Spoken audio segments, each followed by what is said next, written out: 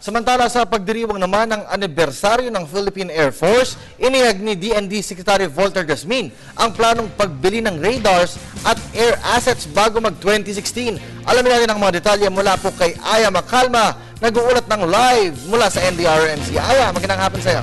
Magandang hapon sa iyo, Kirby. Matapos nga banggitin ni Pangulong Benigno Aquino kahapon ang na hindi aatras ang Pilipinas, lalo na sa mga hamon na ating hinaharap, partikular na sa pinag-aagawang West Philippine Sea, dahil dito nga pursigido si Secretary Volter Gasmin na protektahan ang ating teritoryo bilang kalihim ng tanggulang pambansa.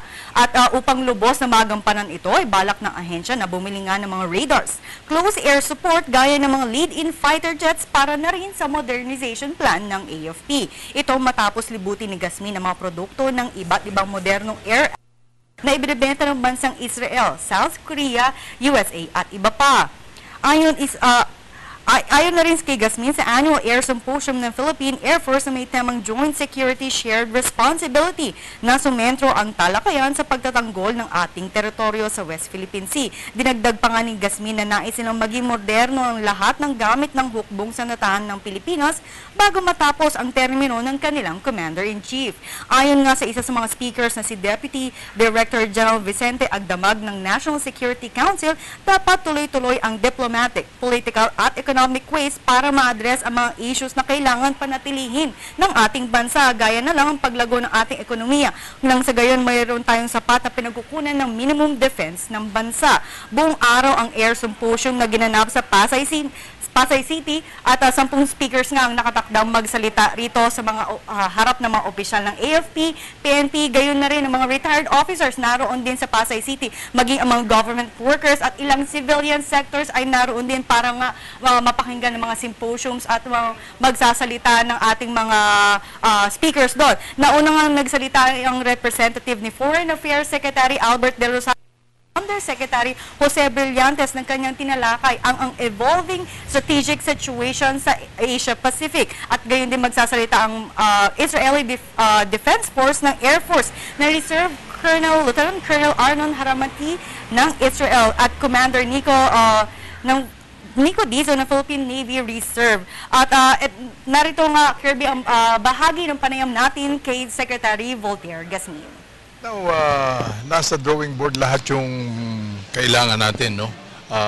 Nasa procurement stage, whether pre or ongoing procurement.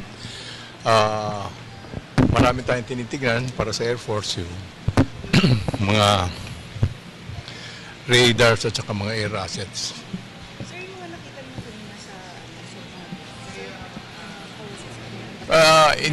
Interesado tayo sa radars at saka sa close air support aircraft at saka yung lead-in jets.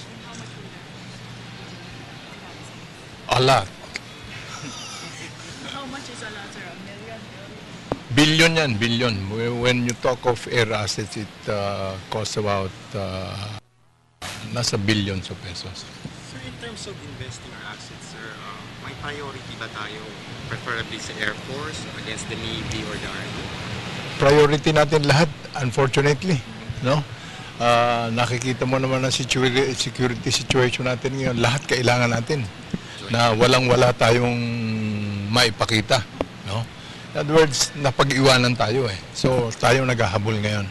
Even the Army in their internal security operations, we have to beef up the equipment so that they will be able to pursue their mission. Yan po ang bahagi ng panayam namin kay Secretary Volter Gasmin. At ang pre-symposium nga kanina, Kirby, ay ang pre-anniversary celebration ng Philippine Air Force na kung saan 66th anniversary na gaganapin nga ito sa Clark Air Base, Pampanga, darating na July 1. At magkakaroon nga dito ng traditional na flyby ng mga aircrafts ng Philippine Air Force na kung saan 66 na aircrafts ang lilipad nga sa Clark Field Air Base, Pampanga. Samantala, mamaya magkakaroon naman ng MOA signing ang Panahon TV at gayon na rin ang National Disaster Risk Reduction Council para nga maihatid natin sa publiko ang mga impormasyon na kailangan nilang malaman patungkol nga sa paparating ng mga bagyo or mga kalamidad sa ating bansa. Kirby?